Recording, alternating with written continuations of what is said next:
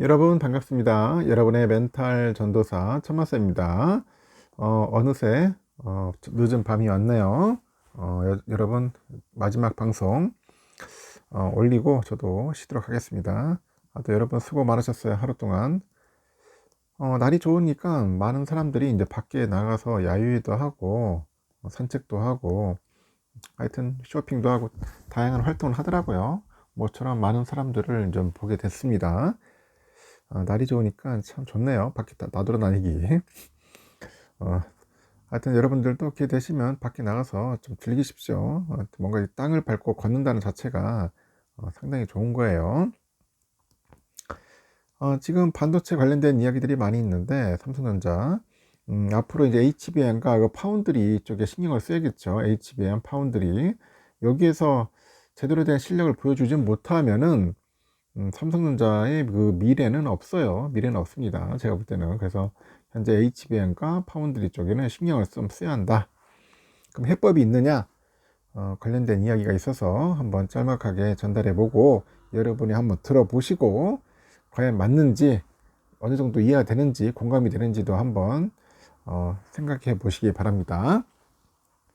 삼성전자에서 그 반도체를 담당하는 DS 부분이 있습니다. DS.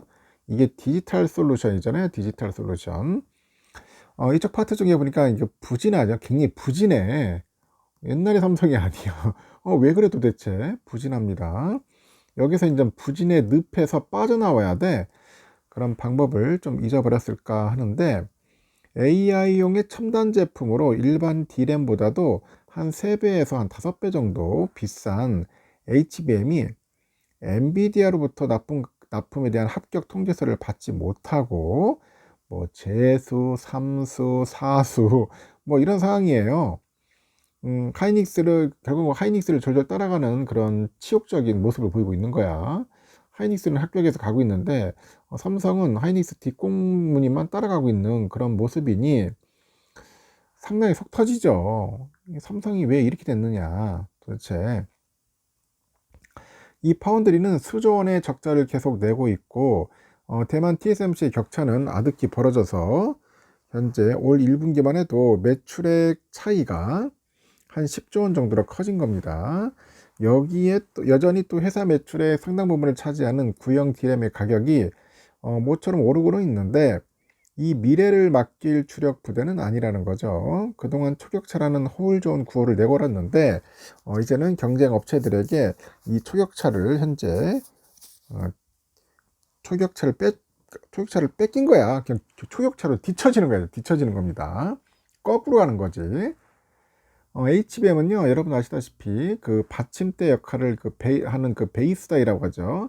이 베이스 다이 위에다가 이 D램을 계속 수직으로 쌓아 올리는 거예요. D램을 쌓아 올린 다음에 그 실리콘 관통 전극이라고 하죠. TSV. 이 TSV의 기술로 미세한 통로를 뚫어 가지고 수직 연결해서 만드는 겁니다. 그래서 데이터 이동의 속도가 좀 빨라요. 그 범위가 넓고 천문학적인 정보 유통이 필요한 AI 기기의 핵심 부품으로 이제 꼽히는 거죠. 이 시장 완전히 SK 하이닉스가 이제 주도를 하고 있다는 겁니다.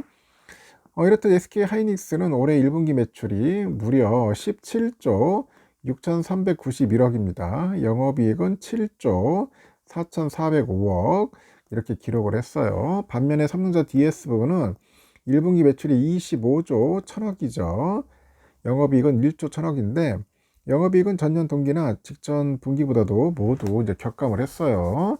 하이닉스의 그 1분기 영업이익과 비교를 하니까 무려 6조 원이 상차 6조 원. 이게 말이 됩니까? 6천억도 아니고 하이닉스랑 6조 원이나 차이 나더라. 이상 차이 나더라. 1분기 삼성전자 DS분의 영업이익은 NXP나 미디어텍 등 이런 반도체 장비 업체들보다 낮은 수준이다라고 하죠. 1분기 실적만 놓고 보니까 삼성전자를 더 이상의 반도체 강자라고 보기는 어려운 것이 객관적인 현실이라고 이야기하는 리서치 센터장이 있더라고요.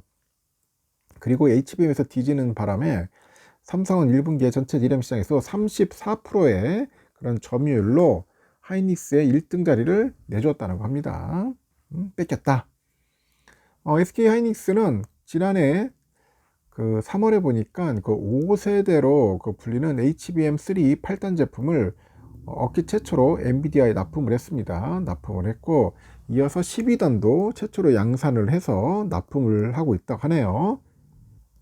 반면에 그 삼성전자 HBM3 8단하고 12단은 아직도 엔비디아의 그 퀄 테스트를 통과하지 못했다고 합니다. 이런 상황에서 미국의 마이크론이 엔비디아의 HBM3 공급망에 진입을 합니다. 진입을 해가지고 삼성전자를 이제 압박을 하는 거예요. 압박을 하고 있고, 지난해 글로벌 HBM 시장 점유율은 하이닉스 52.5%, 삼성전자 42.4%, 마이크로 5.1%였는데 이 마이크론하고 이 삼성의 격차는 빠르게 줄어들고 있다는 그런 이야기가 있습니다.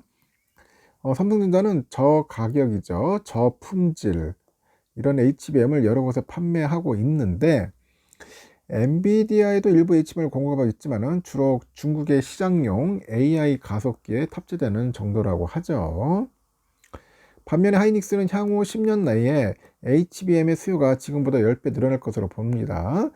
선두 입지를 굳힌다는 전략이죠. 그러니까 1등을 계속 유지하겠다.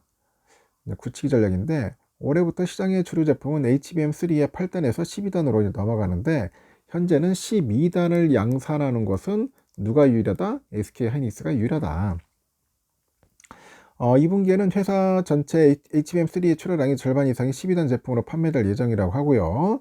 하이닉스의 HBM3 수요를 보니까 한 80% 정도 수준으로 꽤 높지만 삼성전자는 수율이 크게 떨어진다고 전문가들은 짐작을 하는가 봐요. 하이닉스는 동시에 6세대 HBM이라는 그 HBM4 12단 제품의 출하도 시작이 됐다고 지난 4월 19일 밝혔습니다. 당초 계획보다 빨리 출하를 시작을 했고, 엔비디아를 비롯해서 주요 고객들의 이제 인증 절차 들어가죠. 인증 절차. 회사 측은 HBM4의 12단 제품도 올해 내 양산 준비를 마무리하겠다고 강조를 합니다. 그리고 현재 SK하이닉스 HBM3 12단은 현재 엔비디아 AI 칩이죠. 블랙웰.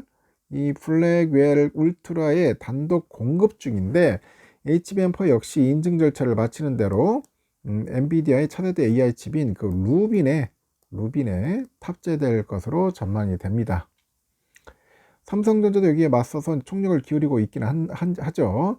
무엇보다도 올 상반기 중으로 엔비디아 퀄테스트 통과를 기대하고 있고, HBM은 내부의 D램에서 결합 하나만 생겨도 대당 7만 달러가 넘는 AI 가속기 전체가 망가질 수 있다고 합니다.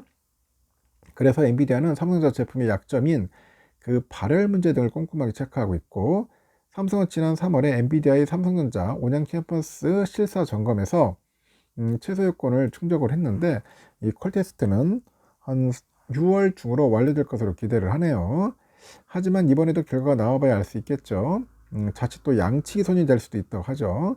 엔비디아가 삼성전자에 대해서 HBM3 퀄테스트 결과를 계속 발표하지 않으면서 다른 업체들도 삼성에 대한 신뢰도를 접는 분위기인데, 가령 구글은 자체 AI 서버 칩 설계에 삼성전자가 아닌 다른 공급사 제품을 검토 중이라는 보도가 나올 정도입니다.